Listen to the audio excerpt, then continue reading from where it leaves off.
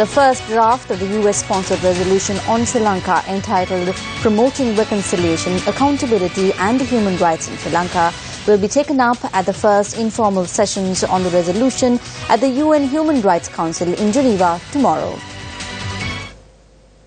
Reports from Geneva say that copies of the US draft resolution were distributed among the delegates who are taking part in the UNHRC sessions.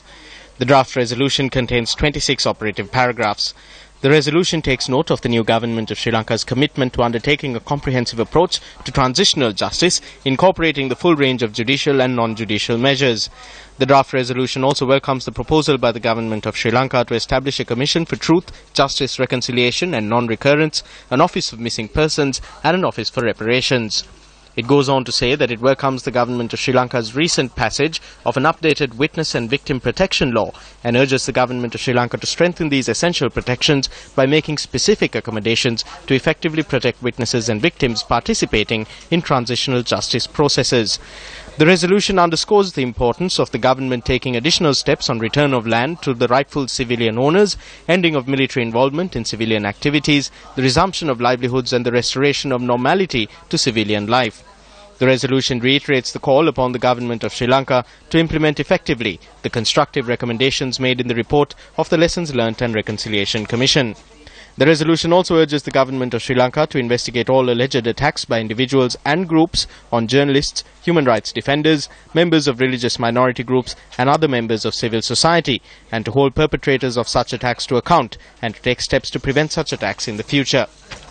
The resolution requests the Office of the High Commissioner to assess and verify the human rights situation in Sri Lanka and to present an oral update to the Human Rights Council at the 33rd session and a comprehensive report, followed by a discussion on the implementation of the present resolution at the 34th session. To learn more on tomorrow's proceedings in Geneva, Switzerland, we contacted senior journalist Sunanda Deshapriya. This time, there will be no vote. It has to be a consensus resolution because majority countries in the council, members in the council, just not want a vote against Sri Lanka. No country is going to ask for a vote. In that sense, this year, because Sri Lankan government has changed and government has shown its commitment to democratic reforms and to some extent for accountability, the attitude towards the Sri Lankan government has changed drastically in the council. In this situation, Sri Lankan government has, I think, very strong leverage this time, not like last year. Addressing an event in Mathura, State Minister of Finance Lakshman Yapa Abewardena stressed that President Maithripala Sirisena's scheduled visit to the United States will help strengthen ties with the international community. Maithripala Sirisena, as the chairman of the SLFP and the alliance, has said that we have achieved many victories. Instead of sacrificing those who were involved in the war, we have been able to now clear their names. This report from Geneva does not contain any of those names. It does not mention Mahinda Rajapaksa, Gotabaya Rajapaksa, nor any other military leader. What it does say is that there were certain wrongs and that there needs to be an investigation into it. But the President will handle that matter too when he leaves the United States from the 23rd to the 30th of this month. During that time period, he will do what is required to gain the trust of the international community. He has done this on previous occasions. Speaking at a meeting in Trincomalee, opposition leader R. Sambandhan was also optimistic that human rights will be assured in the country. There was a 30-year-long war. We cannot forget that. There were several justifiable reasons for that war to begin. Several bad things took place. The youth were rejected. They did not have employment opportunities. They were not given equal opportunities when enrolling for universities. These were the reasons for the war to begin. But we do not want another war in the country. None of us are in favor of it. If it does happen, the country would be greatly affected. We completely reject a war. Peace, rule of law, equality and human rights must be safeguarded in this country. Everyone in this country must live in equality. A suitable decision must be taken. Singapore is one of the most developed and richest nations in the world because they took appropriate decisions.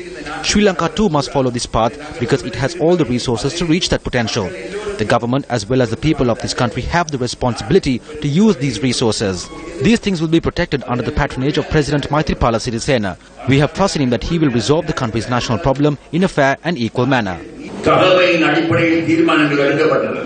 Under the Resolution 25/1 in the previous year stated that Sri Lanka should have a international mechanism that would go into inquire human rights violations and humanitarian law violations happened in the period of war. Now, after the American stand change, the international community is going to have a consensual resolution based on to have a local mechanism. Although recommendations are talking about hybrid, but the Sri Lankan stand is to implement dealing with past. So there is a gap between recommendation and the Sri Lankan stand, and we know that the American government as well as other propounders of the previous resolution are working to have a compromise. So next week we see that this compromise may be deliberated and finally come into a conclusion.